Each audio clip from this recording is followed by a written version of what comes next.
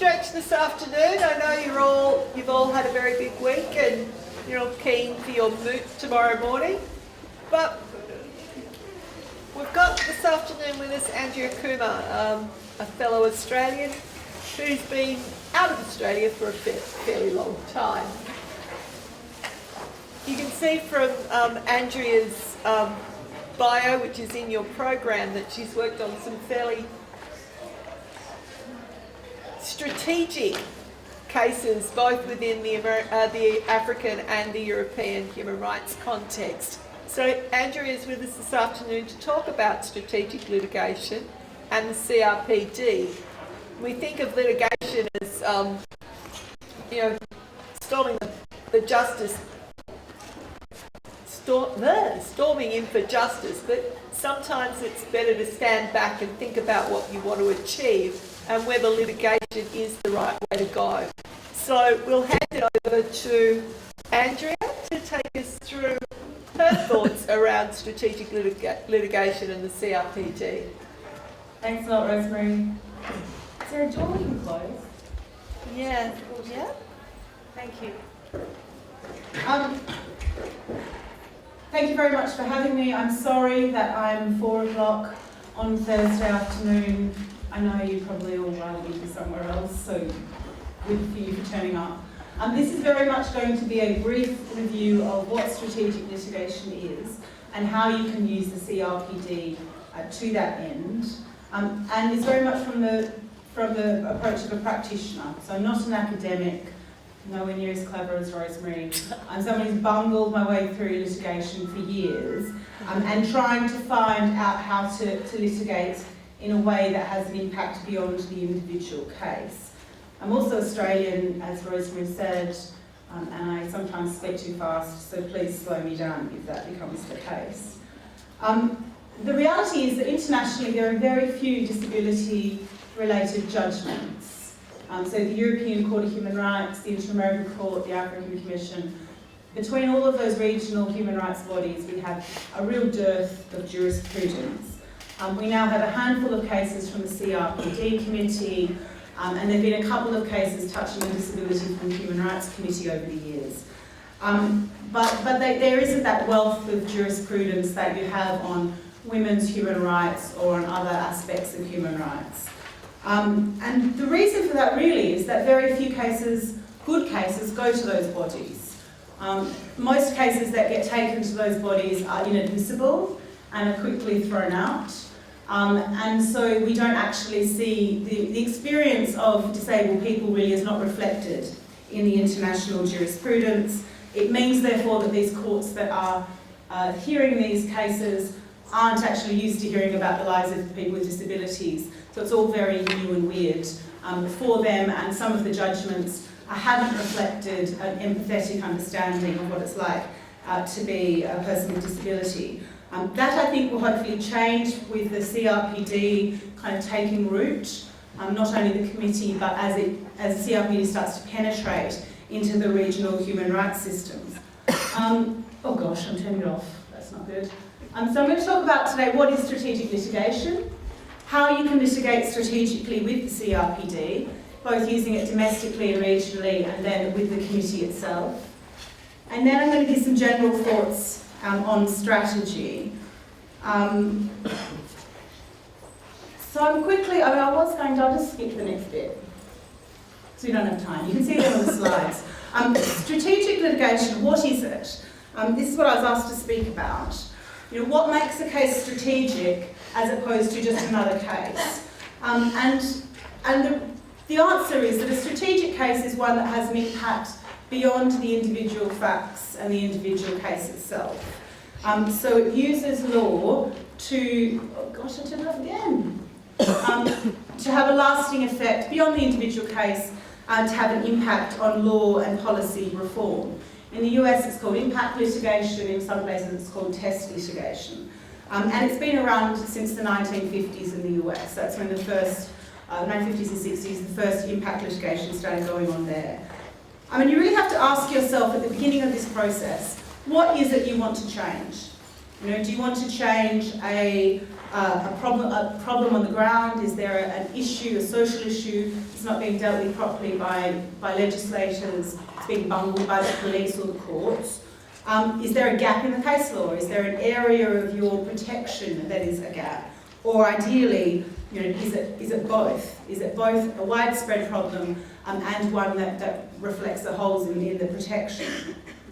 And the approaches to strategic litigation, in the US, much of strategic litigation over time has been very planned. There's been a lot of funding put into test cases that have then been as part of a series of cases and have ended up having an impact in due course. In Europe, certainly, and in Africa, the most strategic cases have actually been those that have occurred organically. So they haven't been particularly planned. There have been cases that have arisen because people have had a problem and have complained. But those cases have been made strategic by careful argument, by getting support from third-party interventions, by getting support from good evidence from academics, from sociologists, anthropologists, to try to buttress the case and make it significant beyond the individual person. And it's important to remember that most strategically significant cases really are normal cases. There's no magic to this. And the number of times I've sat down with human rights lawyers who work in law clinics in Uganda or somewhere, and I'll say, what sort of cases are you dealing with? And they'll say, just, boring, repeat, normal cases, and nothing strategic about them. And then they'll start saying, we have this real problem of women with disabilities getting raped, but there's nothing strategic about that. It's a criminal justice problem. Whereas that is, for someone who's interested in strategic litigation, that is an opportunity to then make a case that sets the standards around rape of a woman with disabilities, for example. So it's a question of looking at what you consider to be normal, boring cases in a more creative fashion. And there are lots of ways to do that. So that's what you need to look at. How can the issue best be tackled? In the Dropbox, for me, you'll see an article, embarrassingly enough, and I hope I'm not the only one who's done this, it's written by me, but I couldn't find any other articles that I thought agreed with me. I actually wrote a really good one a few years earlier and I just couldn't find it when I came to put it in the Dropbox. So I ended up putting that one, which is much compacted. But it gives an example there of strategic litigation in a number of different contexts, and I'll talk about some of them in a minute. But one of them is the fact that for some issues, and at some periods in time, you're not going to win straight up. You're going to have to lose sometimes in order to be able to expose the courts to the arguments that eventually they start to get it. And I give the example there of the racial violence cases in Bulgaria in the early 2000s. And that was where basically the European Court had a series of race discrimination cases brought before it. In each one of these cases, somebody was killed or hurt who was Roma, and the racial element of that gypsy person, the racial element of that was never interrogated by the court. And that was argued by the applicants time and again. There were third-party interventions, I did some myself on that. And eventually, there was a dissent in one of the cases, because they kept on losing. They would find the killing unlawful, but they wouldn't find that there was a racist element. They would just say, oh, well, it's just a killing. You can't prove the racism about this killing. And then we had a really strong dissent from the Maltese judge in one case. And then in the next case, finally the court tipped. It said, you know what, it's not the first time we've heard this. We've been hearing this time and again, and we've seen lots of evidence. So we find actually, in this case called Narcheva in Bulgaria, we find that this man was killed because of his race. And so over time, they chipped and chipped and chipped away, and eventually he won. We lost for a long period of time in that process, and that is distressing for the clients, for the people who are going through this process, and for reasons that those of you who are lawyers and maybe those of you who've taken cases yourself will know, litigation is a pretty miserable, thankless, long, distressing, upsetting process, and on that basis I recommend you avoid it. But it is, you go through all of that process and you lose. But the reality is your loss forms part of a chain that then changes the court. And I'm afraid that certainly in outside the CRPD, because the success rate of people taking cases to the CRPD committee is very high. You know, like the violations have been found if the cases have been admissible so far. But before the European Court or the African Commission or the Inter-American Court, there are going to be losses because you're litigating before bodies that don't really understand disability rights. The judges don't necessarily get it, they don't necessarily care. So you need to, over time, build up that understanding. And litigation as a process is successful, is one way of doing that. You need to think about your forum. And to do that, you look at, you know, what the case law is, what your opportunities are. So in the European system, for those of you, and I believe there are some of you who are from Europe, you have the European Court of Human Rights in Strasbourg that you could take a case to, or you could take a case, many of you, to the CRPD committee. You can't do both. You have to choose. You can't take a case to the CRPD committee if you've already had it considered by the European Court of Human Rights. So there's a pretty early stage after you lose domestically or you have a violation where you have to decide that you're either going to go to Strasbourg or you're going to go to the CRPD committee. So in Strasbourg you get a binding judgment, you get just satisfaction, so the court can order and the state will pay compensation to you. But the normative framework is much weaker. There's no mention of disabled people. There's very little jurisprudence in the European Court of Human Rights. You're not preaching to the choir. The judges don't necessarily know about what it's like to be someone living with a disability. And there are extraordinary delays. So you're looking at getting cases decided many years. And I mean many years. I had one case where the client we intervened a case where the woman was raped when she was 15 by two men. It was awful. And she got judgment from the European Court when she just short of her 23rd birthday. So she'd gone through that process for 8 years. So that's, I mean, hopefully it won't take you quite that long. Certainly cases are coming quicker at the moment, at least, from the CRPD committee. Similarly, in Africa, you have the African Commission, a body that understands what it's like to be African, and a normative framework that's established to reflect the experience of being African in a way the international instruments don't necessarily.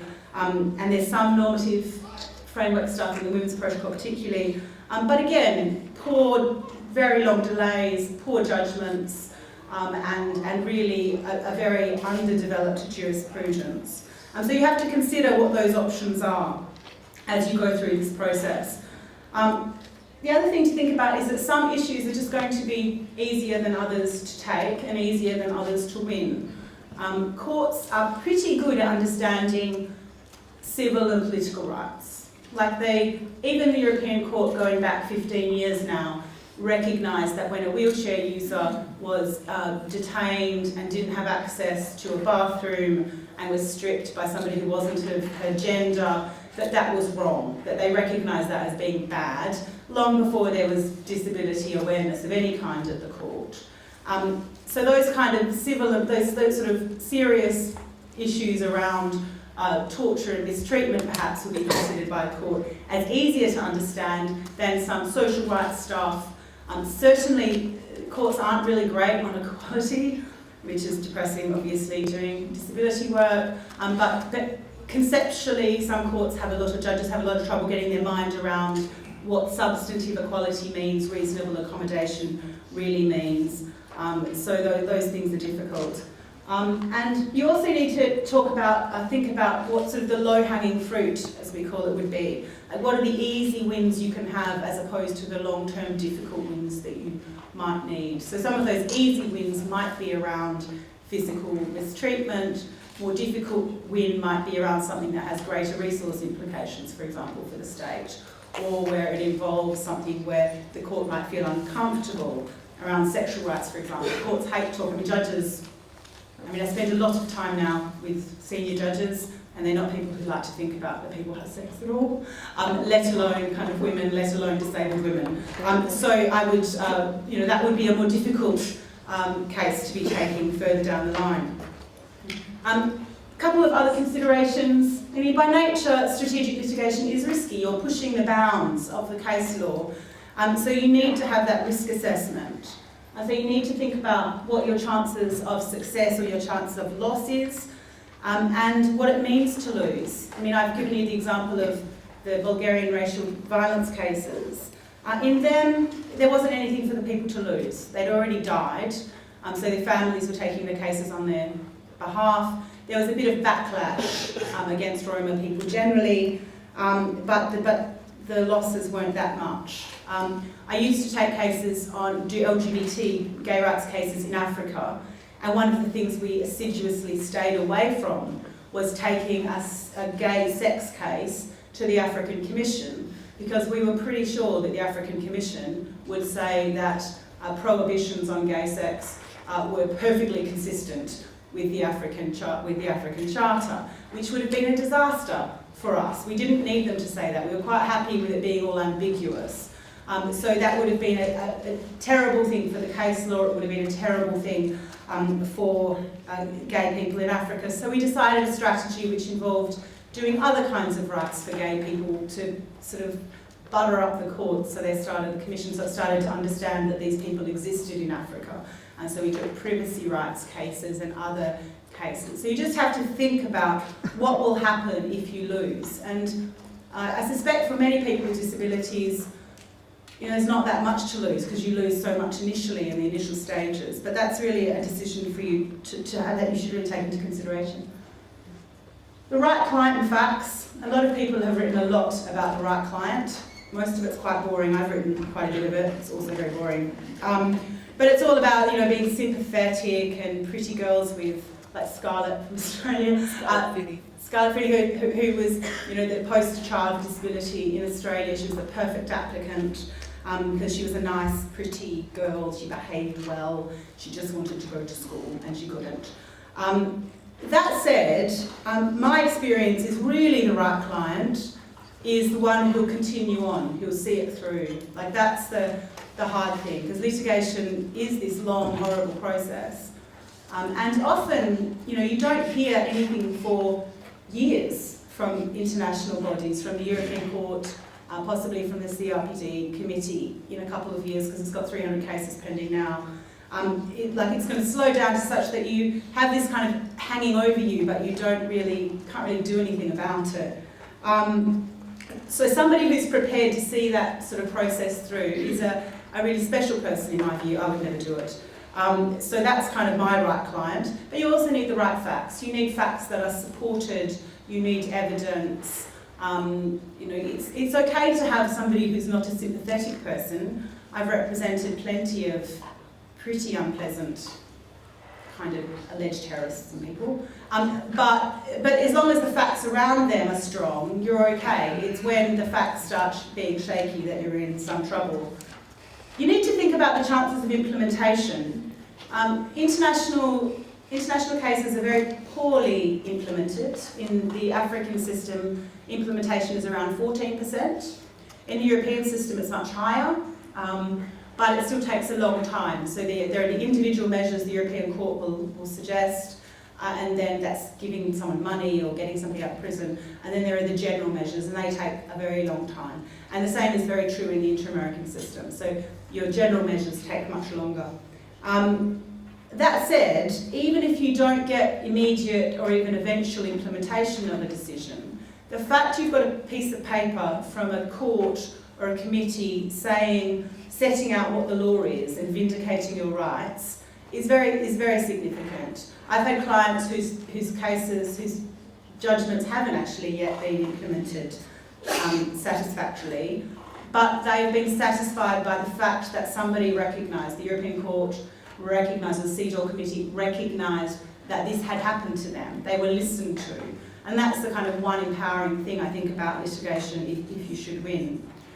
So it's not, I don't think implementation should be the be-all and end-all of a decision to litigate, because just having the piece of paper and the decision and the case law is really significant, even if it doesn't actually affect the person who is taking the case directly. But of course, the person needs to know that we might win and they might do nothing. Like, that is high possibility.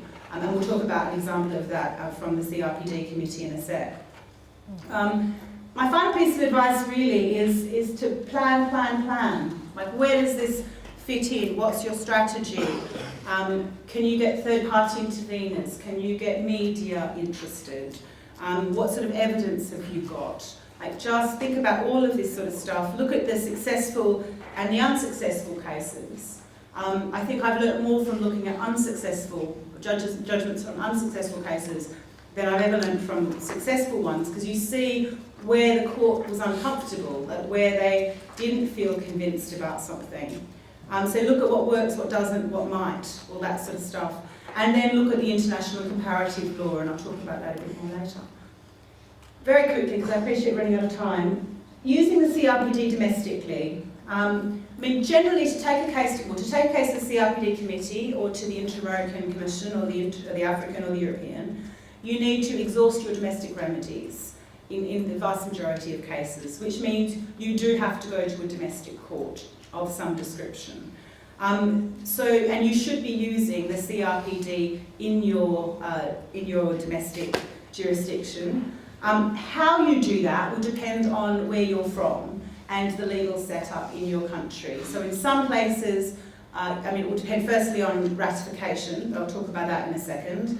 And also on whether you need to have your parliament needs to adopt legislation specifically, or whether the fact that an international treaty has been signed, it automatically comes into play. And there are different systems all around the world about that, so you need to know that. It's very good though, even if you haven't ratified, your country hasn't ratified it, I think you should still be using the CRPD to frame the arguments, to expand on what the content of rights mean, and don't care at all that your country hasn't ratified it. It really, I just don't think it should matter really in the slightest. You'll have to recognise that this is not a convention treaty to which we are party, but that this is the emerging international consensus around a particular issue. Because the CRPD and the general comments and the jurisprudence of the CRPD committee are all giving much more content to these rights in a way that your domestic, there should be equality for persons with disabilities provision, simply doesn't. It doesn't mean anything. Like, equality doesn't mean anything domestically in many jurisdictions for people with disabilities. So you need to frame what it really means in light of these, of the CRPD. And you should plead it, even if you get laughed out of the court. And I know that I've done that. It's embarrassing. I've sat with lawyers who've argued the European Convention and been laughed at.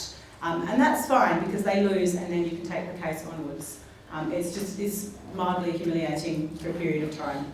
But you tell yourself that history will be on your side and it will be fine. Same with the regional courts. We need, and it's really particularly important with the regional courts. So for those of you who are thinking about taking cases to the European Court or the Inter-American system or Africa, it's important that the CRPD resonates in those regional systems. It's not enough that it just be a UN, Geneva-based, international, soft law kind of thing. These regional conventions and these committees, the courts that oversee them, are binding. They resonate domestically, directly, in a way that UN treaty bodies and treaties simply don't.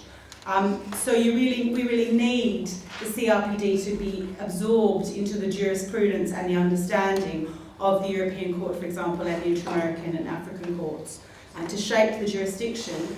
And also they become then enforceable. They're enforceable through those mechanisms that oversee that. For those of us like me, Rosemary, somebody from Indonesia, are you from Indonesia?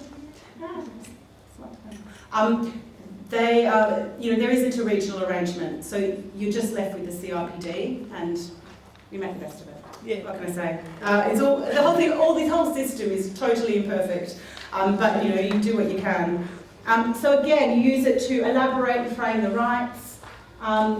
I found very successfully it's good to appeal to the vanity of courts. They love the idea of being groundbreaking and ahead of the curve. and if they get any hint that they're going to be left behind, then they start panicking and think, oh, I better read about this CRPD before the other regional court starts learning about it. So they are extremely, I never underestimate the vanity of jurists, I've learned. So really do, I mean, say, and I've literally stood in front of the European Court and said, there's a case coming to the Inter-American Court in 2 months' time which deals with exactly this issue, and I very much hope this court will be leading the jurisprudence. And I thought I was going to get things thrown at me, but they ended up fighting in our favour. So, you know, you do what you can, don't just throw everything at it. And again, you don't have to worry about ratification. So in the Glaw case, which was a case against Switzerland in 2009, the European Court in that case noted the CRPD, and it paid no attention to the fact that Switzerland hadn't actually ratified it. It said these rights are elaborated in the CRPD, and that reflects a European and universal consensus on disability discrimination, blah, blah, blah. So that they paid no attention at all to the fact that Switzerland hadn't ratified it. Don't be discouraged when it's not followed, they will. That's my general optimistic kind of thing. I'm going to now turn to the CRPD committee. I think the first thing to say before I get into the detail of it, because it is a bit detailed, is that you don't have to be a lawyer. Okay, you generally do need a lawyer in many of these cases domestically, but to take a case to the CRPD committee, you don't need a lawyer, and you don't need to be a lawyer. If you have access to a lawyer who knows what they're doing, like not your local property lawyer or your local divorce lawyer or something, who's a useless lawyer. No, who's useless in this context, but very handy when you have a housing dispute or you're getting divorced. I'm the most useless lawyer I know. But if you know a lawyer who can help you, or you know somebody in this room who can help you, and I'll help you if no one else will, then that is probably best, because you will be able to get that additional support if you know what you're doing. Because otherwise, I mean, it's a much simpler process than domestic litigation. That's the good news. There are many fewer mistakes you can make. You'll be guided through the process much better than, I mean, domestically you miss a deadline, you're out. Like, sorry, that doesn't happen in the CRPD committee. So it's obviously reliant upon ratification of the optional protocol. If your country hasn't ratified the optional protocol, you can zone out for the next 5 minutes, or you can think how great it would be when they do ratify it and lobby for that. So Article 1 says that it covers individuals and groups. The groups part is an innovation. Jared, I'm sure, will tell you all the war stories behind that if you give me a drink. Article 2 is about admissibility, and I'll talk about that in a second. Article 3 is about process. 4 is about interim measures, which basically means that if somebody is urgently in trouble and needing intervention, the committee can order intervention. And Article 5 is about what it all means, really. It's about and then Rule 75 is about the follow-up procedure, which I'll tell you about in a sec. So individual communications. The first thing you need to do is you need to check admissibility. So that's in Article 2. The big thing, there are a couple of big things, but one of the big things is you need to exhaust your domestic remedies, which means you have to go to the courts domestically, and you have to keep going through the court system domestically until you can go no further. Now, discretionary remedies in the domestic system, ones that people would choose or not choose to go to check your case, they don't count. But non-discretionary procedural remedies up the chain, they count. So you have to do that. You do not need to go to your domestic courts if there is no remedy for you, if you stand no reasonable prospect of success, or if the processes will be unreasonably delayed, prolonged. So if it is an urgent situation you're in and you would face 3 or 4 years before your court, then that you could go straight to the committee. Also, if you have been constantly complaining to your authorities and they have done nothing, and their legal system, case law, jurisprudence says that they will do nothing for you, you similarly don't have to go to them. Okay, but if you stand some prospect of success and realisation of your rights through that, you have to do that. You don't have to go through all your options. If you could pursue a civil remedy or a criminal remedy, and you go to the police to try to get a criminal remedy, you don't have to sue them in the civil courts as well. You just have to exhaust one of them. You don't have to exhaust all manner of remedies. That is by far the most complicated part of this whole thing, is exhaustion of domestic remedies. That's the bit I think you should probably, if you get to this stage of thinking about this, you should email somebody. I'd be quite happy if you email me, just to say, what should I do? Have I exhausted my domestic remedies? My last job when I was at INTERIGHTS, I probably spent 40% of my time giving advice on exhaustion of domestic remedies before various bodies, because it's the kind of complicated bit. Then there's all the kind of stuff around all the Latin things, the ratio temporis, ratio, something else, some other ratios. We don't learn about Latin in Australia, so I just say, it has to be within time, it has to be within the jurisdiction, it has to be covered by the convention. And there's one case that I've put in the Dropbox, McAlpine against the UK, which is a perfect example of an inadmissible case. It's a very long, inadmissible case. You really don't have to read it, it's not a very good read. But basically, the violation of which he was complaining in that case happened before the CRPD had been ratified in the UK, and it was not an ongoing violation. Like, if it continues on, then that's fine. You continue to be a victim of it the whole time. In that case, it was employment termination. So yeah, you don't have to worry about that. I mean, hopefully this is not going to be complicated. There are no other time limits, it just has to be within a reasonable time. You can't have taken it to another international mechanism. Again, Mr McAlpine had already taken this case to the European Court. It's important to note Rule 68 on legal capacity, which basically says, and I'll actually read it, because this is an exciting read, with a view to reaching a decision on the admissibility of a communication, the committee, that's not helpful. The committee shall apply the criteria set forth in Article 12 of the Convention, recognising the author or victim's legal capacity before the committee, regardless of whether or not such capacity is recognised by the state party against which the communication is directed. Which basically means that if your client is somebody who lacks legal capacity in a domestic setting, that doesn't matter for the purposes of the CRPD committee.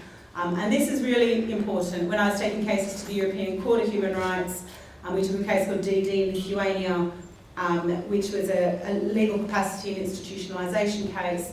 And the first thing the Lithuanian government said was, your client has no capacity, she can't possibly take a case to the European Court. And we argued about that a lot. That was a big argument. And we won. But we didn't have, this is not going to be an argument with the CRPD committee. They will automatically recognise legal capacity in line with Article 12. So that's very good news. You can request anonymity. You cannot be anonymous, rather. You have to provide the name of the person involved and all their details, but you can request confidentiality. So there has been a confidential case, 2 confidential cases now considered.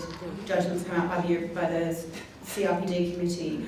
That's very much, you need to explain to your client, or you need to consider yourself if you're taking a case on behalf of yourself, whether you want to be publicly known, publicly associated with the case, what you want to do. If it's a case that is you want to use for public advocacy and you want a face attached to it, then it might be a good thing to have somebody's name attached to it, provided they're happy with that and understand what that means. Otherwise, you can request confidentiality. What to include is now made much easier by the fact that there is a model complaint form. I've put it on the Dropbox. It's basically a checklist of all of the information that you need to have in your complaint. So as much of this information as is reasonable for you to include. All of the obvious stuff. Name, identifying information, authority, which country it's against. That apparently happens all the time. People submit them and don't say which country it's against. You have to address the admissibility criteria, so you have to say what you have done, particularly to exhaust your domestic remedies. You have to confirm you haven't been to another international body. And you need to set out, obviously, all of the relevant facts. And in a number of the cases that the CRPD committee has already considered, for various reasons, people have basically argued the entire convention argued literally every article. And in their application, they have not substantiated all of those articles. So the committee has had to take it upon itself to say, well, we find that there is evidence of this, but not evidence of this, there isn't evidence of that. For very many reasons, I would urge you not to do that.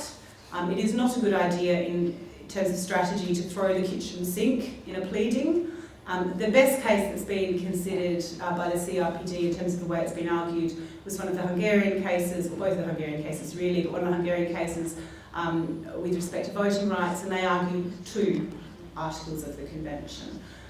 Makes it much easier for you not to have to argue everything, focuses the committee's attention or the court's attention, depending where you're going, and just generally makes life better for everybody, and I'll talk about that a bit later. But do go through the model form, it's very important. Significantly, you must make, the committee is supported by, 2 people? There are like basically no staff in the CRPD office dealing with these 300 complaints. So you have to make life as easy for them as possible. When I mean easy, I mean send copies of absolutely everything. You need to send, they don't have the time to go and look up what your domestic legislation is on X, so you have to send a copy of that. It needs to be in English, French, Spanish or Russian, or a format equivalent to that in line with the convention, or alternative format rather, but you need to send copies of authorisations, medical certificates, any copies in translation of domestic case law that's come out of the case, medical reports, psych evaluations, all of that stuff. Just make it easy for them. Don't send them the originals because you'll never see them again, and that will probably be bad for your life. But do send them copies and make it as simple as possible. Number your paragraphs, set it all out in a big font, nice and clearly, so you distinguish yourself from all the other applications. This sounds really stupid. I was once talking to who was then president of the European Court of Human Rights, so obviously not stupid, and he was saying the best thing anybody could do is put things into a nice clear font for us with numbered paragraphs. Like that was his big tip for litigation, because it just made life simpler for them. And what to expect, this is a disappointing bit, don't expect much. Once you've submitted it, you don't really hear from them again until it's been communicated to the state and then back to you. And you don't know what their internal thinking is, and I've been through this process with other treaty bodies, with the CERD Committee, Human Rights Committee and CEDAW where I've taken cases. And it can be frustrating because you just don't know what's going on, and you assume that it never arrived, somebody threw it in a bin, because you don't know, you don't even know they've received it. So don't expect much. But the process is all set out in the convention, so there's communication, response, views and observations.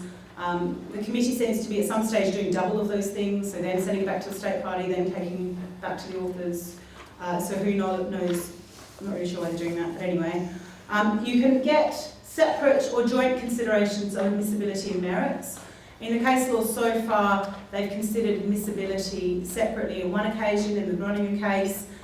In the others, they've went straight to considering merits and admissibility together, which makes more sense in my view. Significantly, and I've mentioned this already, it's not enforceable and compensation can't be ordered. Now you'll see, if you read any of these decisions, that when they find a violation, the CRPD committee is recommending, it is saying the state shall compensate. But, as was recently pointed out by the Swedish government in respect of the follow-up to the HM case, there is actually no legal obligation on behalf of the state to pay up any money. The follow-up note, I'm not sure if I put it in the Dropbox, but it basically says in the case of HM, the Swedes have said that they find themselves not under any international obligation to compensate the author for any of the costs incurred, which is a bit depressing, but we can talk about that in a sec.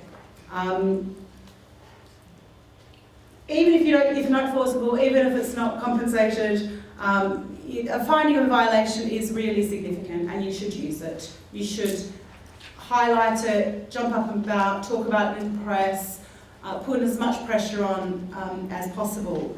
and use it to leverage law reform. Quickly, lessons from the other treaty bodies. The key thing really is admissibility. You get things past the admissibility stage, and I think this is very much the case with this particular committee, that provided that it gets to consideration on merits, you stand a good chance of winning, provided you have a decent-ish case. But you have to demonstrate, victim status, particularly, I guess, and also this exhaustion. And you have to make sure that you've argued whatever you're arguing before the committee, you've argued that in your domestic court. And the committee has already picked up a couple of people and wiped off arguments and said they're inadmissible because they weren't argued, they weren't put before the domestic courts. So don't turn up to the CRPD committee with a new idea you came up with last night that you've not given your local courts any opportunity to look at. Take clues from their work, and I'll talk about that in a minute. So look at the general comments that they've come up with, look at their concluding observations against your country or against other countries, because that gives you a sense of what they're thinking are important issues and what they're thinking are important arguments. Really importantly, I think you should note that strong decisions come from strong argument. And particularly when you've got a committee that is not terribly well supported, has a big caseload, everyone's volunteer with another job. If you make good arguments before them, you stand a much better chance of getting a good decision out of them. Because what they do, and I've had this happen in the European Court as well as before two of the treaty bodies, is they cut and paste from your submissions into the judgment. And that's fine, as long as it's you and not the government. So you need to try to make these arguments as strong as possible, because particularly with these under-resourced bodies, they will take that seriously. Yeah, that's fine. Next one. So what's the state of play with the CRPD? We've had 300 communications now sent in. Around 13 are now registered. I thought it was 12, but the vice chair of the committee told me it was 13, so I'll go with that. The bad news is very few of those are really strategic. They don't really fall into the kind of litigation we've really been talking about. Two of them are the two Hungarian cases, but they don't really have enormous significance. They basically all come from rich people in Western developed countries.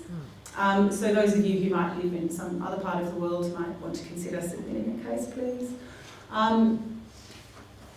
And, pardon? So what trees is that? Pretty much all of them. I know two, but 2 out of 300. yeah, well. Rosemary's a lawyer because she's not very good at maths.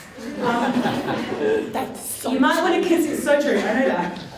You might want to consider, looking obviously at things that are coming out of the committee, you might want to consider deinstitutionalisation, you might want to consider education, women. These would be interesting, significant cases for the CRPD to be issuing decisions and views on. And the other good news is that third-party interventions are possible. So Rule 73.2 has been interpreted by the committee in one of the Hungarian cases to allow third-party interventions.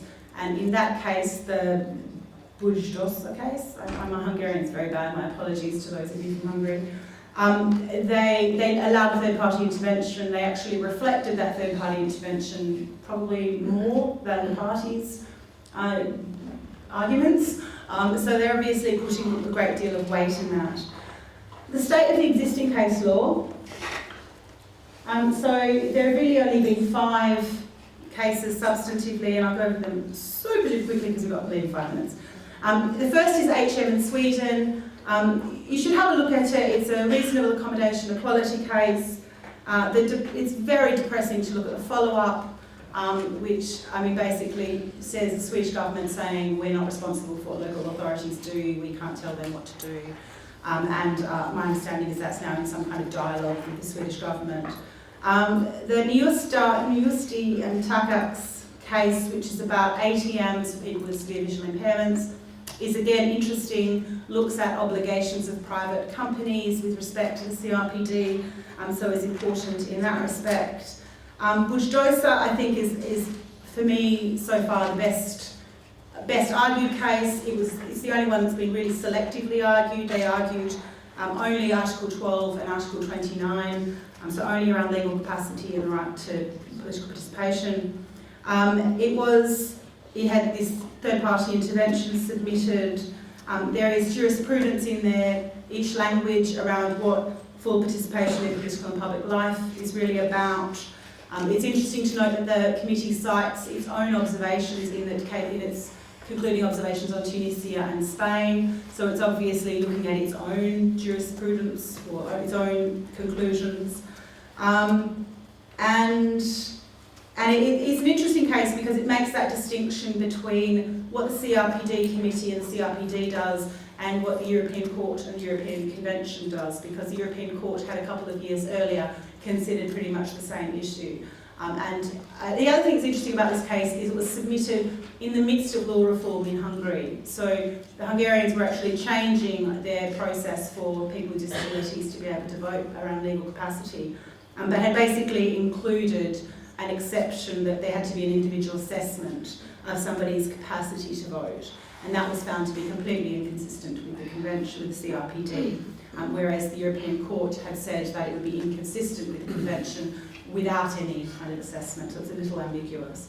The X and Argentina case, my apologies, but I don't speak Spanish, so I've only been able to read the press release. A professor at a particular university in the west of Ireland had promised me to get it translated, but didn't change. So we will all have to wait for the translation of it. But it effectively involves prison conditions and the right to health. And in that case, again, the person argued, Senor X, argued that because he was in prison, he was a wheelchair user, this is all from the press release, he was unable to use the bathroom easily, he was unable to get around, he had problems with health and rehabilitation, he couldn't access those services. But according to the committee, he had not substantiated the health and rehabilitation aspect, so they just wrote that off, they cut that away, and they focused on his wheelchair access. So that's very much the focus of that. And reasonable conditions in a detention setting. So that looks interesting. Groningen in Germany is around subsidies for integration in employment and measures for inclusion. It's, I think, important to look at the general comments. There are two obviously general comments now on accessibility and on equality before the law. There's an upcoming one on Article 6 that's available. If you look at that, you can see what the committee is interested in. The committee is obviously interested, for example, in treatment of women with disabilities, in both the equality general comment and the draft general comment on women. They talk about forced sterilisation and reproductive rights of women. So that gives you the hint that these are the kind of issues that will receive a sympathetic hearing from the committee if you were able to get them, that they would like to hear those kind of cases. Also look obviously at state party reports, as I've mentioned, and speeches from academics, articles, any hints that you can find. Final thing is to be selective. This is a committee that is of volunteers, it's under-resourced, and you don't want to overrun with every case that comes over your desk or every violation you can think of. You need to be selective, making sure and encouraging others to just make sure that really good cases that will actually push forward the CRPD go before it. Don't be selective when it comes to your arguments. Don't have to argue every single violation in the convention. Make sure you pick the ones you're likely to win or the ones you think go to the heart of your violation. Remember that strategic cases are really just normal cases. It's just how you argue them that brings out the strategic element. Remember your obligations to your clients. I think it's very easy for people who do strategic litigation to get caught up in what's good for the jurisprudence and what's good for the law, and forget that we're talking about people and people's lives and their expectations. And I've seen people who have had their lives properly ruined by taking cases to international bodies. And that's horrible to see. I'd like to think I'm responsible for any of it, but I probably have been. But so people have to understand what the process will really involve. I have certainly found myself in a position of discouraging people from taking cases because I just think it's going to be too much for them to actually go through such a process. seek support and advice. There's obviously a lot of lawyers who study and work in this building, for example. There are NGOs, Mental Disability Advocacy Centre in Budapest, lots of organisations that are there to support people who want to do this. So, ask for help. There's the Disability Centre at Harvard. There are people like me, and I'm going to give you my email address, so you can just contact me if you like. And I think we should remember that it's not magic. You shouldn't be intimidated by it. It's a really, international litigation is much, much simpler than going to your own courts. It's all done, most of it's just done by post. You don't have to go anywhere. My mum and her book club could do it, in the right circumstances with the right case. So don't be intimidated by it. There are my details. All of that will be in the Dropbox at the end of today. And I'd be very happy to take any questions. Jared, you decided to turn up again. I'm sure he doesn't have anything better to do. Thank you.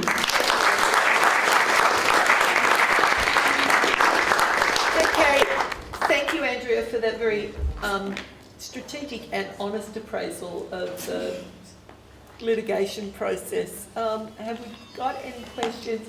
Being very mindful of the fact that we have about 3 minutes till 5 o'clock. Down the front here in the middle.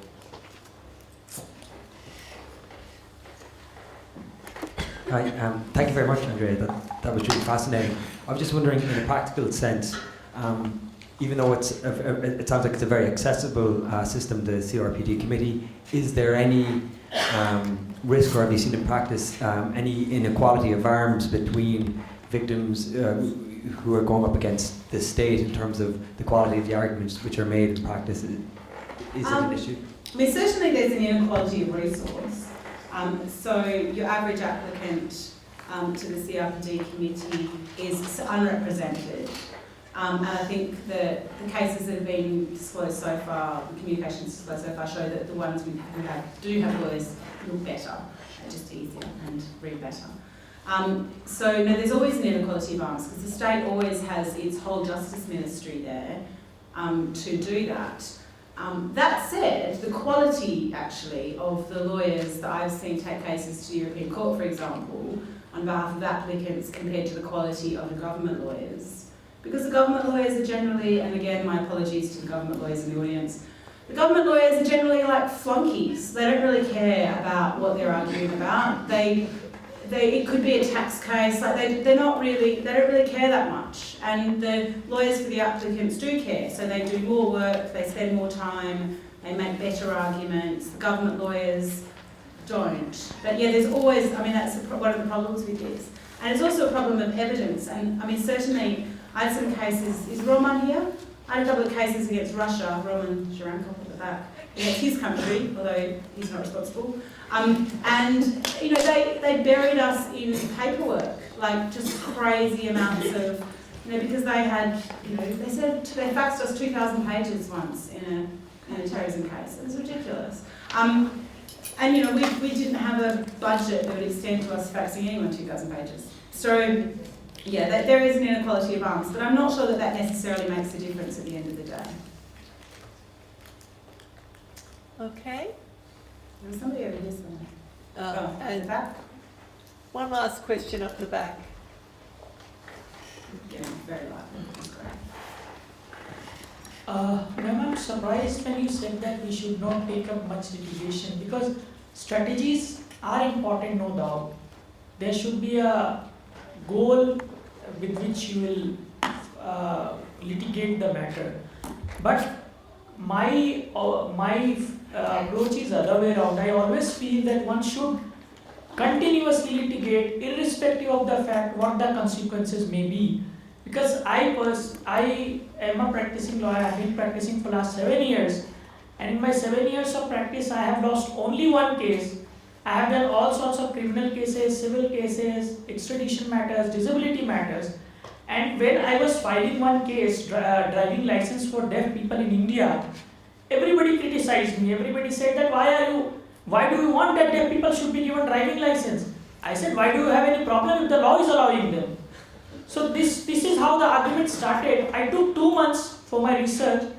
I filed it, And on the first date, when my senior counsel was there, who is my boss, Mr. Gonzalez, he said, so Mr. Gonzalez appeared for the matter, and the moment he appeared, the judge said, I am convinced that there is no reason why the people should not be given driving license.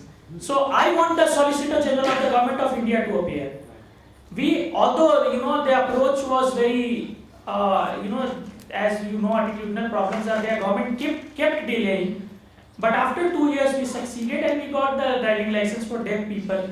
So this is how we continued cases, and we still feel that one should file cases, one should not withdraw, whatever may be the consequence, because there are chances if you draft them nicely, if you argue nicely, even if there is a broken sword, even if the laws are not very clear, and you know how the sword is to be used, I think you can easily win the case. I mean, this is what my perception is. Maybe I will be wrong also, but I don't think you're wrong at all. I completely, and I'm sorry if I've been unclear, I completely agree with absolutely every word you said. In terms of domestic litigation, you should take every case, or every person who comes into your office who wants to take a case, then who has a meritable case, obviously, and that's, in my view, to be determined in a creative way as opposed to a strictly within the bounds of the existing law sort of way. Like what is right and what supports that person's dignity and equality, that's the kind of criteria I would use as opposed to what is currently within the bounds of the law.